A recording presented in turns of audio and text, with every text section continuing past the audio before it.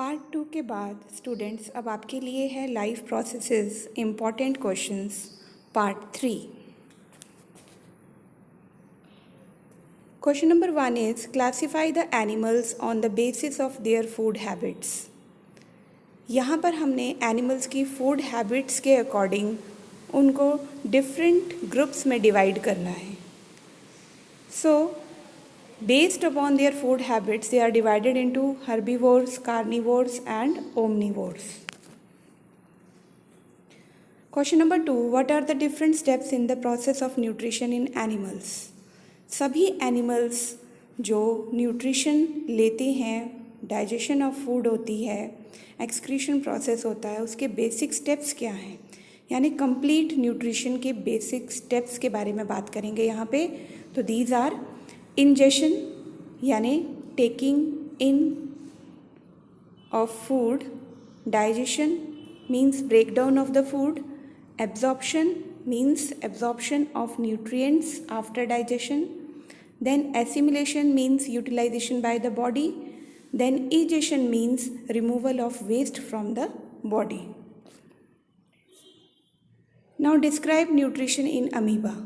Amoeba unicellular organism है, single sailed.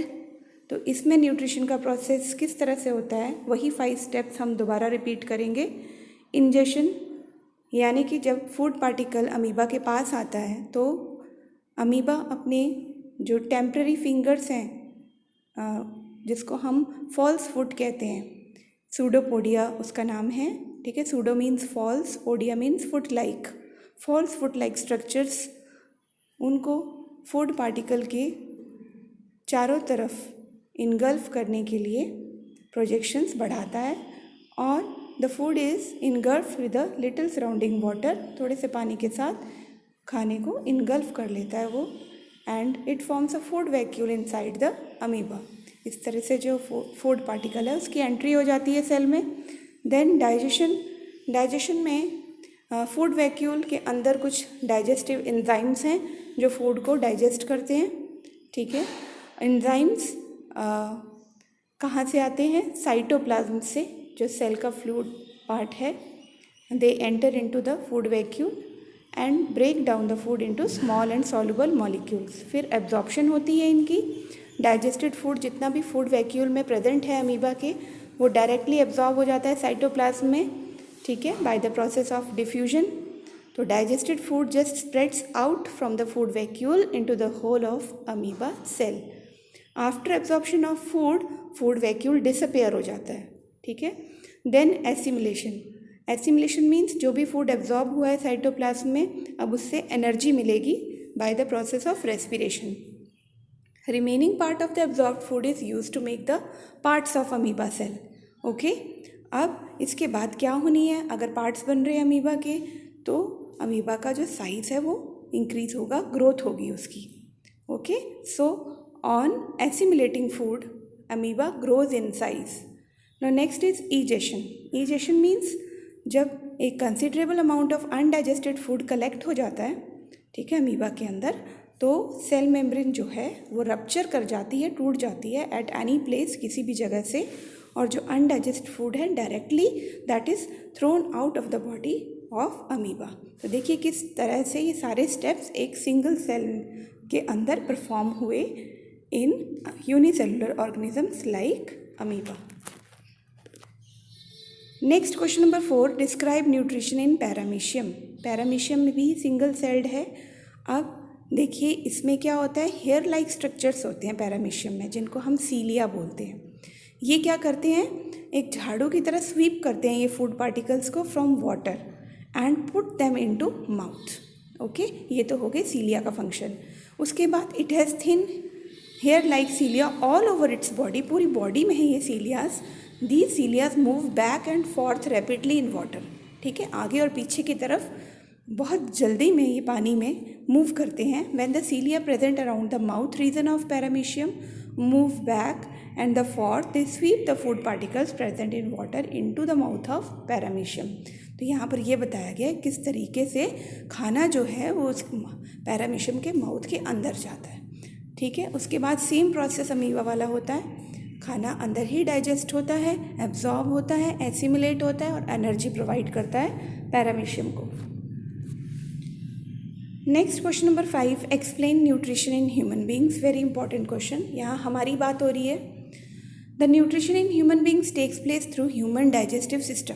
ठीक है, ये जो हमारी एलिमेंट्री कनाल है, कंटिन्यूस कनाल जो माउथ से स्टार्ट होकर एनस तक जाती है, इसकी लेंथ है बेटा 9 मीटर्स, अबाउट 9 मीटर्स इसकी लेंथ है। और वेरियस स्टेप्स हैं न्यूट्रिशन के ह्यूमन बींग्स में। देखिए धीरे धीरे से हम स्टार्ट कहाँ से करेंगे, जहाँ से डाइजेशन स्टार्ट होती है, यानी कि माउथ से। तो इंजेशन यानी फर्स्ट स्टेप कहाँ हुआ, food is ingested through the mouth. ठीक है, यहाँ पर हमारी बक्कल कैविटी है, जहाँ पे डाइजेशन देखिए किस तरह से होगी माउथ में। द माउथ कैविटी, जिसको हम बक्कल कैविटी भी बोलते हैं, यहाँ पर है हमारे टीथ जो इनकाउंटर करेंगे खाने के साथ। ठीक है, कटिंग, बाइटिंग, च्यूइंग, टेयरिंग, ये सब कुछ किससे होता है, टीथ से। जब ये फूड पार्टिकल्स को च्यू कर देंगे, हम पेस्ट बना देंगे उनका, तो जो हमारी टंग है बेटा, वो भी इसको मिक्स करने में हेल्प करती है हमारी। और जो सैलिवरी ग्लैंड हमारे माउथ में है, बक्कल कैविटी में, ये सलाइवा सिक्रेट करता है, जिसमें एंजाइम होता है सैलिवरी अमाइलेज, जिसको टाइलिन भी बोलते हैं। The teeth cut the food into small pieces, जैसे मैंने बताया आपको, ग्राइंड करता है, फिजिकल डाइजेशन हो गई उसकी फूड की, that is broken down into small pieces. Small glands हैं माउथ में जो सलाइवा प्रोड्यूस कर रहे हैं। टंग भी हेल्प करती है सलाइवा को मिक्स करने में फूड में। उसके बाद केमिकल डाइजेशन कैसे होती है, जो मैंने आपको सैलिवरी अमाइलेज बताया, सैलिवरी ग्लैंड से सिक्रीट होता है। वो स्टार्च जो प्रेजेंट होती है ना हमारे फूड के अंदर, उसको सिंपल शुगर यानी माल्टोस या सुक्रोस में चेंज कर देता है। फिर the slightly digested food in mouth is swallowed by the tongue. खाना नीचे कहाँ चला गया, फूड पाइप में, और फूड पाइप को हम क्या बोलेंगे, oesophagus. Oesophagus is the name of food pipe. The walls of the food pipe have muscles. अब इन फूड पाइप की वॉल्स में भी मसल्स हैं, which can contract and expand alternately. Her time उनमें कॉन्ट्रैक्शन और एक्सपेंशन हो रही है, और इसी कॉन्ट्रैक्शन और एक्सपेंशन मूवमेंट से जो खाना है वो फूड पाइप के नीचे जाता है, और इन मूवमेंट्स को हम बोलते हैं peristaltic movements. So what are peristaltic movements? Movements of the inner side of the wall of oesophagus, contraction and relaxation, जिसके थ्रू जो फूड है हमारा that passes down into the oesophagus. The peristaltic movement pushes the slightly digested food into stomach. Food is further digested in stomach.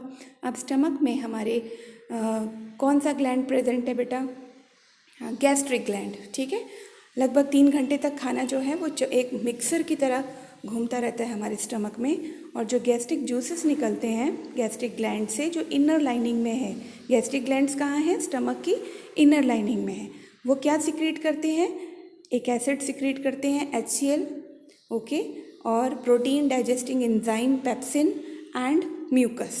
अब तीनों का role आपको जो है बोर्ड एग्जाम्स में अलग अलग भी पूछा जा सकता है। Due to the presence of HCl क्या होता है, गैस्ट्रिक जूस जो है वो स्टमक के पूरे मीडियम को एसिडिक बना देते हैं।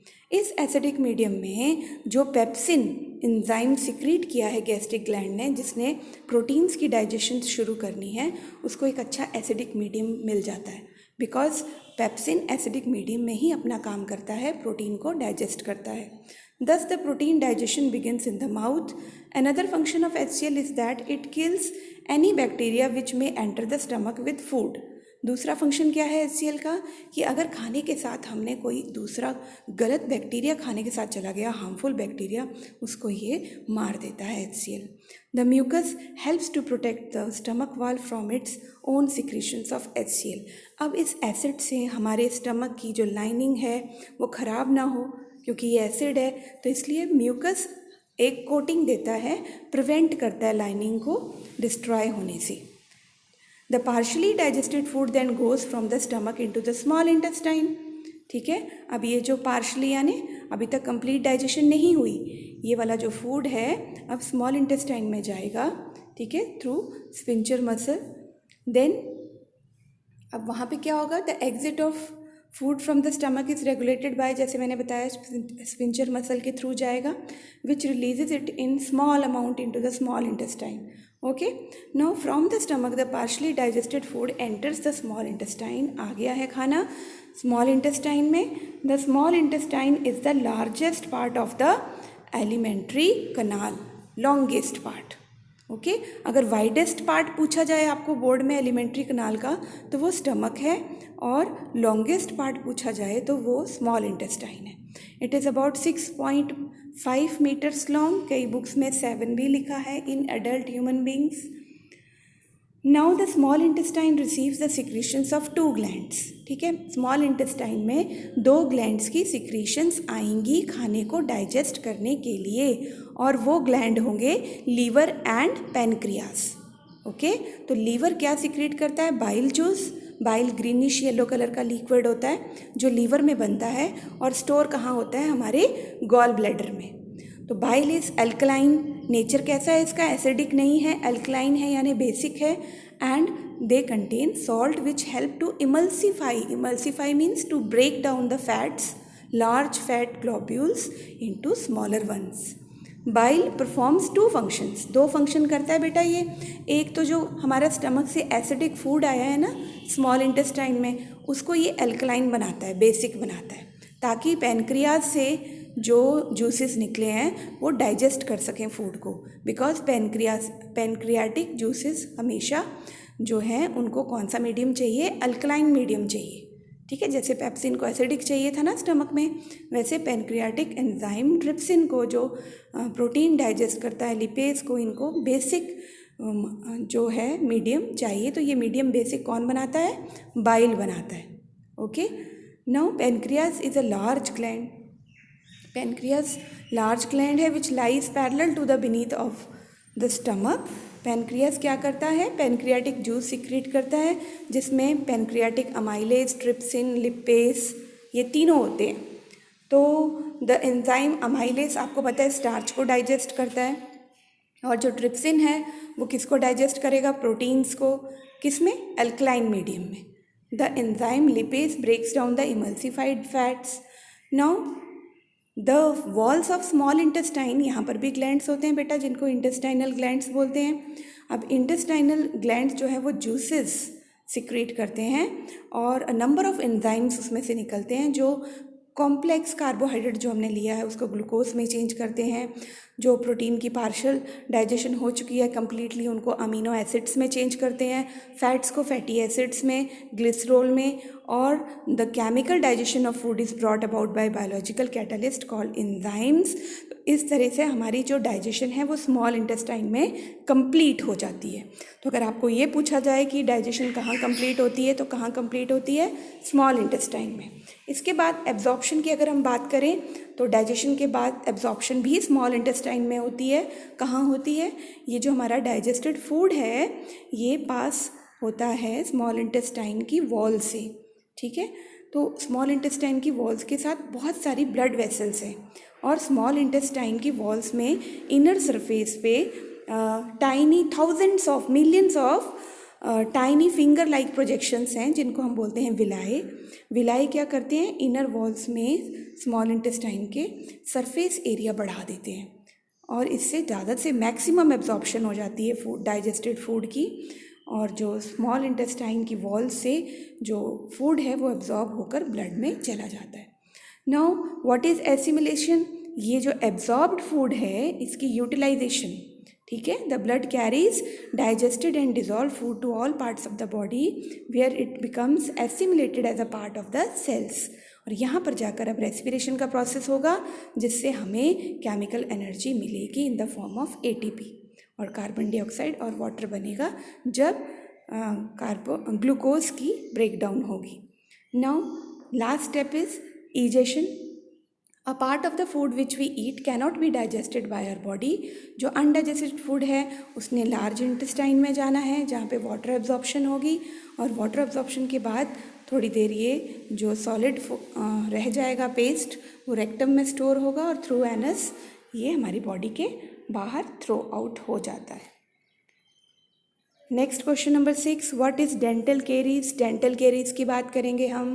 तो आप बच्चों को अच्छे से पता है, आप बच्चों को इसका सामना भी करना पड़ा है कई बार। The formation of small cavities in the teeth due to the action of acid forming bacteria and improper dental care. Improper dental care यानी आपने उनका ध्यान नहीं दिया, दांतों का प्रॉपर ब्रश नहीं किया, और जो एसिड बना, ठीक है, आपकी फूड हैबिट्स गलत थी, चॉकलेट्स आपने खाई, ठीक है, आपने प्रॉपर ब्रशिंग नहीं किया, मीठा खाया, स्वीट ज़्यादा खाए, और सोने के टाइम पर आपने मीठा लिया। तो छोटी छोटी हैबिट्स हैं जो कॉज करती हैं डेंटल कैरीज। तो इनको हम टूथ डिके भी बोलते हैं। तो ये डायग्राम के थ्रू भी मैंने आपको दिखाया है कि जब ये जो डीप हो जाती हैं कैविटीज़, फिर ये नर्व्स तक पहुंचती हैं और हमें दिक्कत देती हैं। Okay, so the formation of small cavities in the teeth due to the action of acid forming bacteria and improper dental care, this is known as dental caries और टूथ डिके।